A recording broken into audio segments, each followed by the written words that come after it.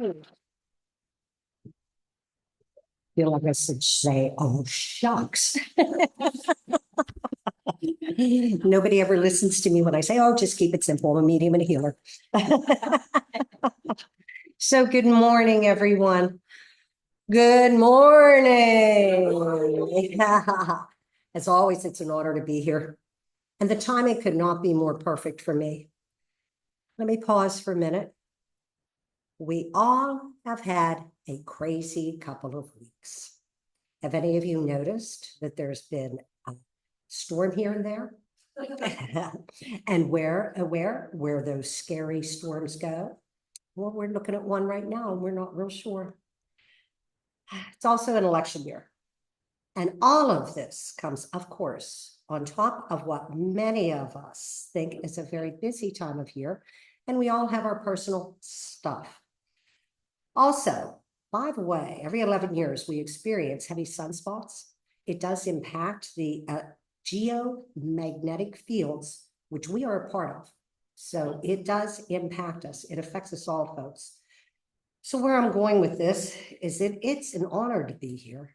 And for me today, I needed to be here. I needed to be here with you all in Colby Memorial Temple, for it is my safe place. It is your safe place. So the theme today is Healer, Healer, Heal Thyself. I want to dissect overwhelmed. How do we find ourselves there? How do we process our way out of it? It's my intention to take this and transition it into hope, a reconnection with spirit, with God, and with that knowledge that we can walk in the grace of God. So here's where it starts. We've experienced tragedy with Hurricane Helene, and I would like to just assume an attitude of prayer, if you will. Hold the hands of those next to you if you have some next to you, and pray for those in need, for there are many. Dear God, hear our prayers and bring relief to those in need. Bring relief to us as we perch on the edge of yet another storm. And let us pray for all souls. Let us welcome your healing presence to us, through us, and out to all others. For we are one, and I am grateful for the support in this room. Amen. Well, one of us got a little emotional there. As intuitive beings, that's important to acknowledge. And emotional overwhelm. Overwhelmed can be overwhelmed, can be a verb. Overwhelmed can be a noun. It's a big word. And let's begin with the facts. Always they start with a definition. We'll explore emotional overwhelm. It's a real thing, folks. I've been there these last few weeks. I suspect many of you have been there these last few weeks. And it occurs to me when the intensity of your feelings outmatches your ability to manage them. That's what overwhelm is. When the intensity of your feelings overwhelm and outmatches your ability to manage them. At any rate, reactions will be exhaustion, physical confusion, insomnia, mood changes. I can go from 0 to 30 in under 5 seconds. Pessimism, stress, irritation, all that. We're going to get to the positive stuff in a short while. Avoidance, that's one of my all-time favorites. I just avoid it. I'm not looking at the news. A reminder of past trauma. Every time I go into emotional responses, past trauma always rears its ugly head. Trauma often activates triggers which do not serve you for your highest and best. What does work? Step back, breathe. I've taken a few retreat days this week and found peace in the outdoors, embracing the whole. A friend of mine once said, you will know when you are there if you feel the energy of the trees, for they are part of the one. And I believe that. So let's explore processing out of overwhelm. Even better, how do we avoid going there at all? First, don't fall into the worry trap. It's so easy to say, it's so trite. Yes, We know that, and yet we are spiritual beings having a human experience, and worry is a part of that process. I have a new grandchild. Huh? You know I'm going to work that in. Some of you so know this child, and I won't be flashing baby pictures. But she's presented a few health scares, and I hear myself telling my daughter not to worry. It will be all right. We're the never mind girls. Worry, worry, worry, and then somebody says, "Oh, never mind." And yet here I am telling her these trite things that she already knows. Engage with your faith and learn to give it over to God. Sounds easy. Unless you find yourself in the pits. That's undramatic. I was in the pits. Well, I'm out of them. It takes practice, lots and lots of practice, to have the strength of faith to simply give it over to God. When I get there, and I do, it works. That stuff just works. So give it a chance. And you don't have to do it all alone. So many of us, we're the Lone Rangers. You know who you are. We've talked about this on other Sundays, and I know that this is so. And yet, when faced with overwhelmed, I tend to busy up, as though the more I take on, the tougher I'll get. How did that work out?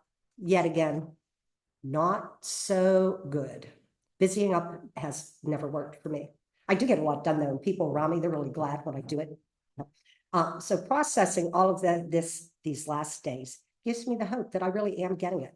Focus on the stuff within your control.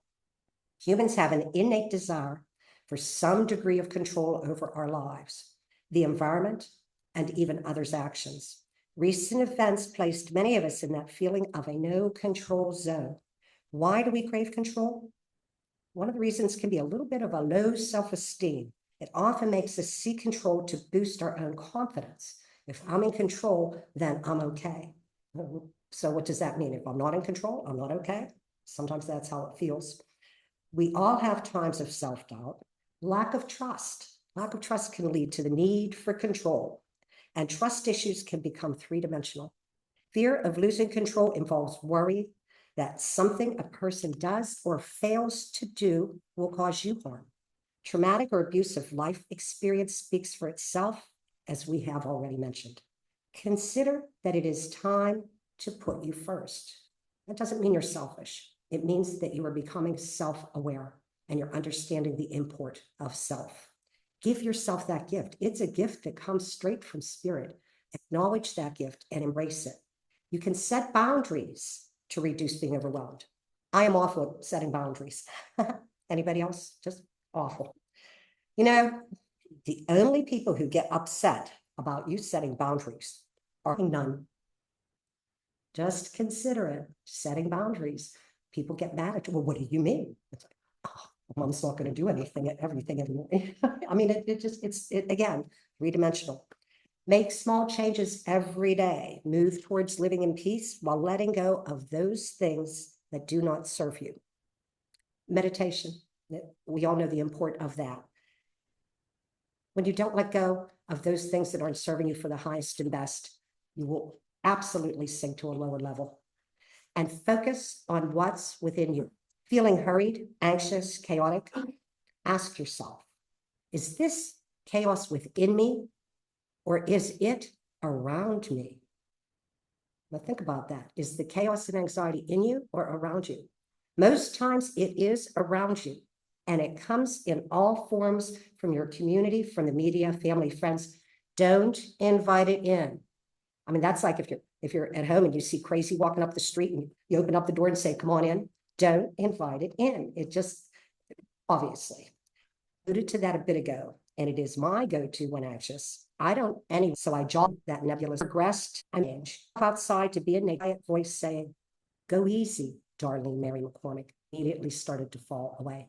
Being outdoors, peace. Take care of yourself. I'm really over the top, aim back. I'm good for a real protect your time experience. I will endlessly help others to distract myself. And these last 2 weeks, I discovered that I have helped appreciated needs on some poor soul who I'm them and I make them a little crazy. I have significant other that could tell you a lot about how I get. Now that's a better direction for about what gets your time. Gentle with yourself. When you eat with nervous system, you can bump the negativity and you in spirit, and you trust, get thrust apart. Stop beating up on yourself. I know so many of you, and we're hard on ourselves. Feeling overwhelmed. Well, this is a sign from spirit to choose the shift to return home. I've said this out because it wants me to pay attention to what is important, not to all the minutiae think requires our time and our attention. Take the option. I'm taking a shift right now as it is not for me. The desire for control is instrumental in human development. I don't really think that's so. I think the desire for control is a misguided attempt to make everything perfect when in fact it already is. It's the way it's supposed to be, what is unfolding in front of you. Let your life unfold. That pushing all of the time doesn't allow it to unfold. It doesn't allow you to actually experience. And natural law, that Diane Davis teaches natural law very well. Contrast. You have this and you have this. And in the middle, you can find the peace of it all. So let's start. Just been struggling with out of control feelings. Don't make me feel like I'm alone. I just had that. Yeah. Okay. I'm in the habit of checking on speaking dates for observant days. You know how the Hallmark moments, this is National Squirrel Day, whatever it is. Well, let me tell you what today is. It's Mad Hatter Day. But nah, you're a little on the odd side already, darling. Don't point it out. When I walked in, I was still somewhat edgy. By being here, speaking with you of these personal feelings, I find myself releasing the last of it. And I am grateful. It's important to release the harmful feelings, which will allow us then to settle into our valuable self, our souls. So where do we go from here? Good start for me is to understand that the only thing I can control is my own thoughts. I have control over those. Doesn't always feel like that, does it? But yeah, we do. Do you have a problem with self-esteem? Sometimes all of us do. Positive affirmations go a long way to shoring that up. Try it. Lack of trust? Go within to your soul for that. You know you can trust your soul. You know you can trust spirit. Fear of losing control? The facts are I can't control the weather. Yet I can educate myself on the best course of action for the safety of myself and others. Trauma. This has been traumatic in its own little way. That's an operative word. And I am grateful to be here as a part of the whole where this support is tangible. Seek out support when you need it, folks, whether it's from your family, friends, or community. You know, it's a gift that you give to another when you seek their support. It's a gift. So give it freely and you'll receive it freely. And we just get edged closer and closer to the oneness. It's obviously time to interject a quote. You have to have a quote. Khalil Gibran says, our anxiety does not come from thinking about the future, but from wanting to control it. I hear this again. Our anxiety does not come from the future, not from thinking about the future, but from wanting to control it. I've internalized this quote as I find it very comforting. And finally, I thank all of you from a place of love, from my soul to yours. My hope is that the comfort I asked from all of you is now felt in your soul from me. Thank you.